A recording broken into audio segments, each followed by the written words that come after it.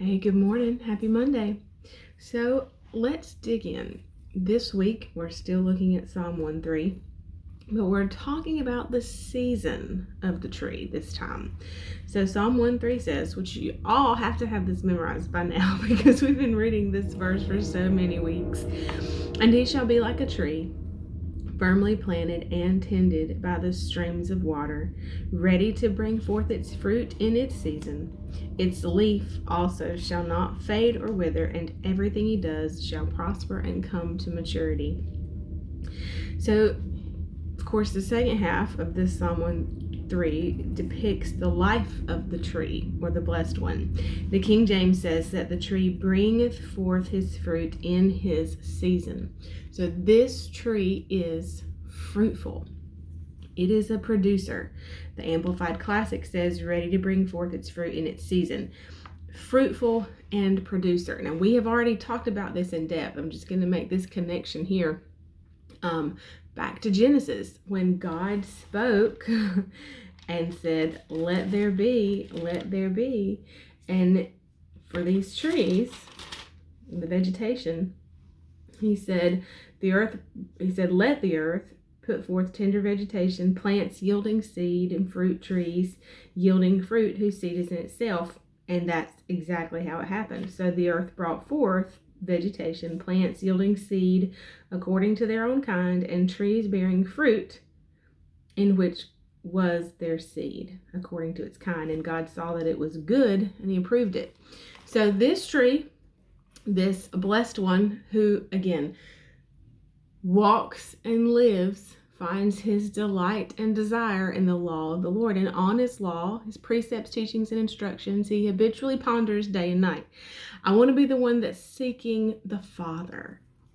That's the blessed one, the one who is searching out for God's way of doing and being right, what God's word says, how he tells us to do things, because if we do it the way he said do it, it's going to be right and good. So this tree that we're talking about in Psalm 1:3 is fruitful, and it is a producer. So that's not what we're going to talk about right now. Right now, we're going to talk about that it brings forth its fruit in its season. Now, a season is a period of time. Now, if there was any one concept in the Christian walk that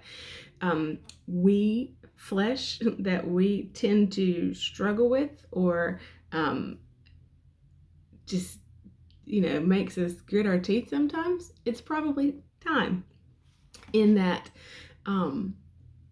it's a waiting, and we're not sure exactly when it is, but we know that there is a season for producing. And right now, we're just now coming into summer. You see pictures of everybody's gardens on Facebook. They're sharing that they've got zucchini or cucumbers and squash, and tomatoes are coming off. Ours are not quite ready yet. We've planted pumpkins and cantaloupe, which are not anywhere near time for their season. So one thing that I want to bring out today is that seasons are different for every person. Just like seasons are different, or the timing of the fruit, the harvest, is different in our gardens. Again, the cantaloupe and pumpkins are not ready.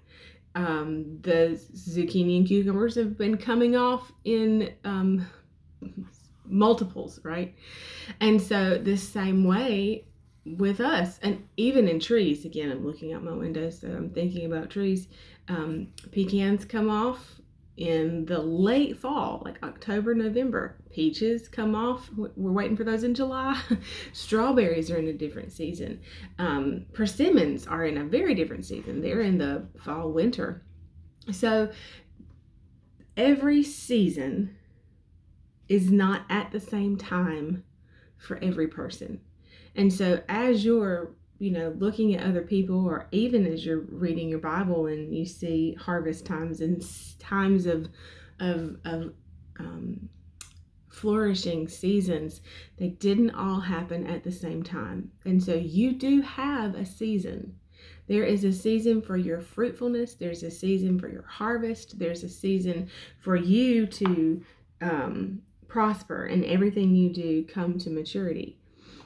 And it is specific to you and your life and the design of the Father. And we'll pick up here tomorrow. I'll see you then. Bye, y'all.